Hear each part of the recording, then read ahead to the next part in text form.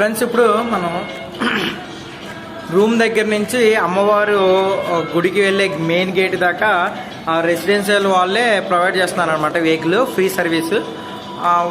మనల్ని తీసుకెళ్ళి మళ్ళీ కాల్ చేస్తే వాళ్ళు వస్తారు, మనల్ని తీసుకొచ్చేస్తారనమాట రూమ్ దగ్గరికి. ఫ్రెండ్స్, ఇదిగోండి హోటల్ వాళ్ళు ప్రొవైడ్ చేస్తున్నారనమాట వెహికల్ అమ్మవారి గుడి దగ్గరికి వెళ్ళడానికి. మనం వెహికల్లో తీసుకెళ్తున్నారు. బస్లోనే hi say hi.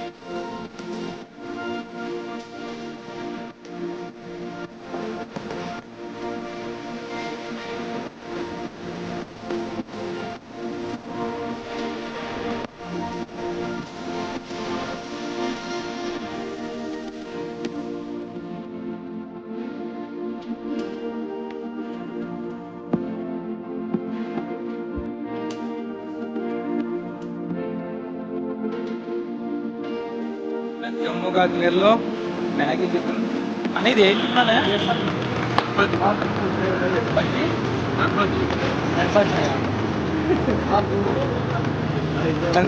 Red bajji అంట.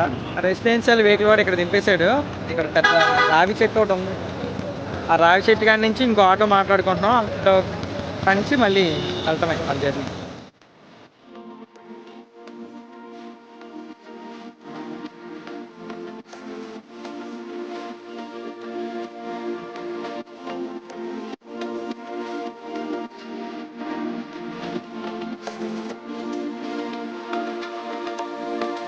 ఇప్పుడు మనం అమ్మవారిని గుడి వెళ్ళడానికి స్టార్టింగ్ గోపురం దగ్గర ఉన్నాం అనమాట. ఇక్కడ నుంచి మనకి ఫస్ట్ మన ఐడెంటిటీ ప్రూఫ్ తీసుకొని మనకి పాస్ ఇస్తారనమాట. దర్శనం టికెట్ ఇస్తారు, ఫ్రీ. అమౌంట్ అయితే ఏం కాదు, ఫ్రీ టికెట్సే. ఫస్ట్ అమ్మవారి గోపురం చూడండి. ఇదిగోండి, ఇక్కడ నుంచి మనం బయలుదేరాలి యాక్చువల్గా. జై మాతాజీ. ఇదే టెంపుల్. ఇక్కడ నుంచి నడక మొదలు. ఇక్కడ నుంచి 14 కిలోమీటర్లు కావాలంటే గుర్రాలు ఉంటాయి, డోలీ ఉంటుంది. ఇంకా ఇది ఇక్కడ నుంచి 14 కిలోమీటర్లు నడవాలి. లగేజ్ అంతా ఇక్కడ పెట్టేసి పైకి నడుచుకుంటే వెళ్ళాలి. 14 కిలోమీటర్లు వస్తుంది. కొద్దిగా ట్రై చేద్దాం నడుస్తానికి. చూస్తున్నారు కదా కొండ ఎంత అద్భుతంగా కనబడుతుందో. జనాలు చూడండి, అందరూ నడవడానికి ప్రిఫర్ చేస్తున్నారు చాలా మంది.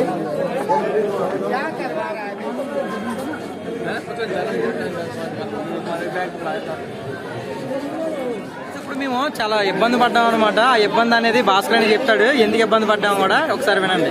ఆల్రెడీ మరి పిలిగ్రామ్ ఐడి అని ఒకటి ఎంక్వైరీ చేసి ఇస్తారు మనకి.